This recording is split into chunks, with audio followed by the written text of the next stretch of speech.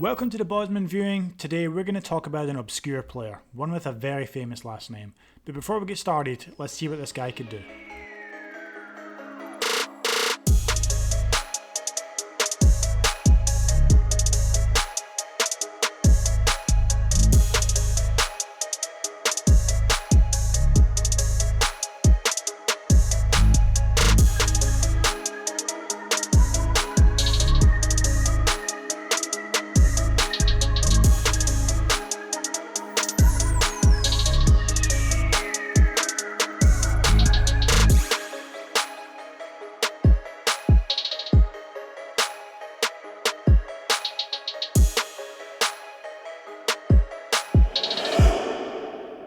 The son of a footballing legend who tried to create his own legacy. This is Jordi Cruyff.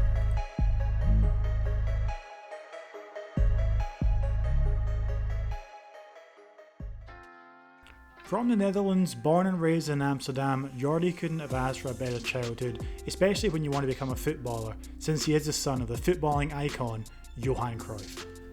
Jordi was able to spend his formative years watching his father be the best player on the planet, being voted Ballon d'Or winner 3 times, travel around with his family and watch him everywhere he goes.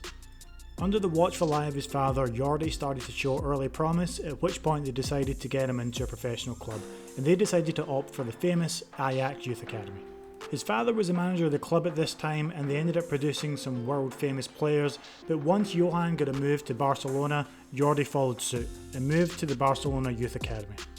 It's understandable why father and son would want to move to Barcelona. Johan became a legend at this club, and I'm sure Jordi wanted to follow in his footsteps and put his own stamp at Barcelona. He was still developing as a player during this time, so even with his father as a manager, he didn't jump into the first team. They started him off in Barcelona B, where he made a big impact. During his debut season, he actually finished as the team's top goal scorer, showing that he deserves to be there. At this point, his father decided to promote him to the first team for a pre-season tour of the Netherlands, and it was a good choice as Jordi ended up scoring 2 hat-tricks during that tournament. Despite not being a regular first team starter, Jordi always contributed and scored important goals when needed. However, he could never escape the comparison with his father, and at some point he had to decide, will I stay here and be a bit part player, or is it time to move on?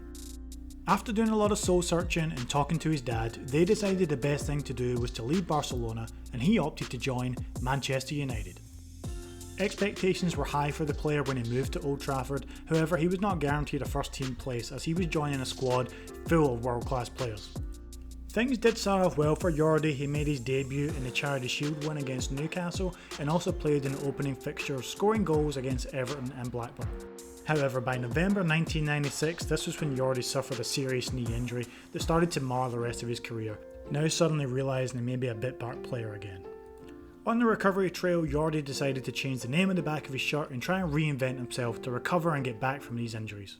He did manage to become a part of history in Manchester United during that famous 1998-99 season. He played 3 times in the Champions League and contributed even a small amount to that treble winning season. And it was during this time he opted to make a loan spell, back to Spain with Celta Vigo. With the Spanish league seemingly more suited to his style of play, he made 8 appearances for the club and scored 2 goals before he made his way back to Manchester United. At this point he faced a battle not only to get back to full fitness but also to make an impact to get into the first team. The Premier League was becoming a very physical league, and it maybe played a part in why he wasn't able to stamp his authority and get a first team place in the squad. Once finally back to full fitness, it became clear he was never going to be one of the first team regulars. He would score goals, he would make an impact in games, however it became clear it was time to move on again. And in June 2000, when his contract expired, he chose to leave Manchester United. Now a free agent, he opted to go back to the Spanish league with Alaves. This is arguably the most successful period of Jordi's career, not so much from a goal scoring standpoint, more so for the impact he made on his teammates and the club as a whole. His experience proved invaluable in big games, one of which was the famous 2001 UEFA Cup final against European giants Liverpool. Alaves were trailing for most of the game as expected, however Cruyff stepped up in the 89th minute to tie the game and take it to extra time. Unfortunately, it wasn't enough to get Alaves to win the cup, as Liverpool came back and scored the goal on extra time to win the UEFA Cup that season. To make things even worse, his father was there to hand out the trophy and had to take the runners-up medal from him. Following Alaves being relegated in 02-03, it was time for Jordi to move on again, and this time he joined Espanyol. He only signed a one-year contract with the club, however during that season he made 30 appearances, so it was a surprise for everyone when he decided not to extend his contract and leave. Many people were saying that the injuries were starting to catch up in the player, and in 2004 he temporarily retired before making a comeback for the Ukrainian side Metalurg Donetsk. It was around this time he had to consider his long-term future in football, and he always wanted to be a coach, so he jumped on the opportunity to sign for Maltese side Valletta as a player/assistant manager. This would be the last club that Cruyff would play for, however this experience as the assistant manager and coaching side would pay off in the long term. Now let's take it back and talk about the international career of Jordi Cruyff. Due to his appearances for Barcelona at the time, he was called up to the Euro 96 squad, but the fans were expecting big things, and of course they were going to compare him to his father. A lot was written about this at the time, which is probably another reason why Jordi opted for his first name on the kit to create his own legacy with the national team. Due to the players in this squad, the Netherlands were one of the favourites to go far in Euro 96, but it didn't quite happen.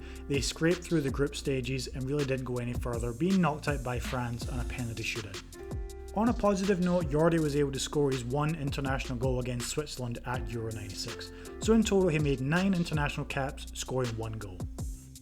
Since retiring from playing, Jordi Cruyff has continued down the coaching path and managed multiple teams, recently in the Chinese Super League, but from there he got a big break in becoming the national manager for Ecuador, but unfortunately had to recently leave this post due to the pandemic.